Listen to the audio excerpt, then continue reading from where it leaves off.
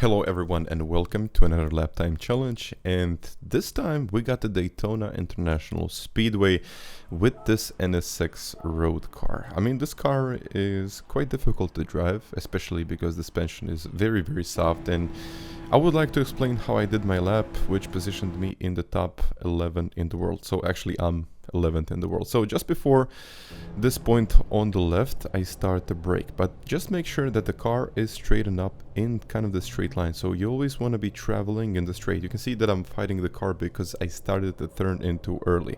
And once you start turning, the car shouldn't be under too much braking.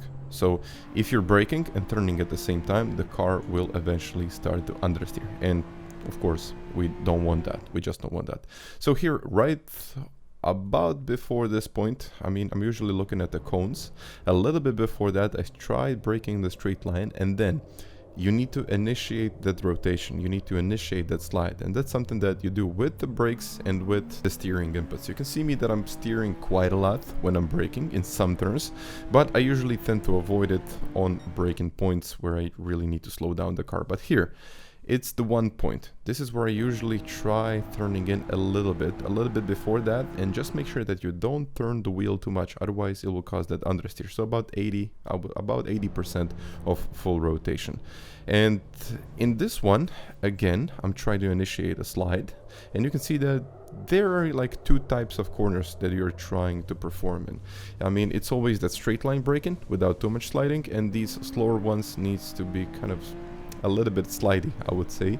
And in general, you need to slide into those corners to eventually get as much speed as possible. Something like here, you can see I'm braking right at that point, going in here, third gear, and you can eventually see that I'm initiating the slide with braking and steering at the same time. So the car actually starts to slide, you're positioning it straight away, and then you started to put the power down.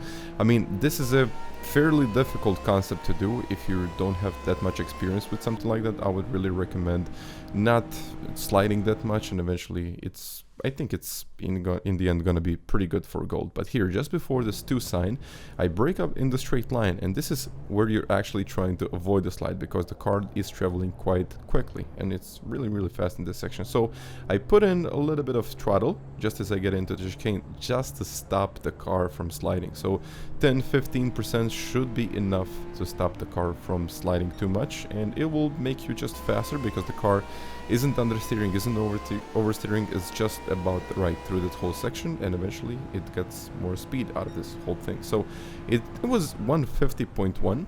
I think it's a fairly decent lap. I hope I explained most of it.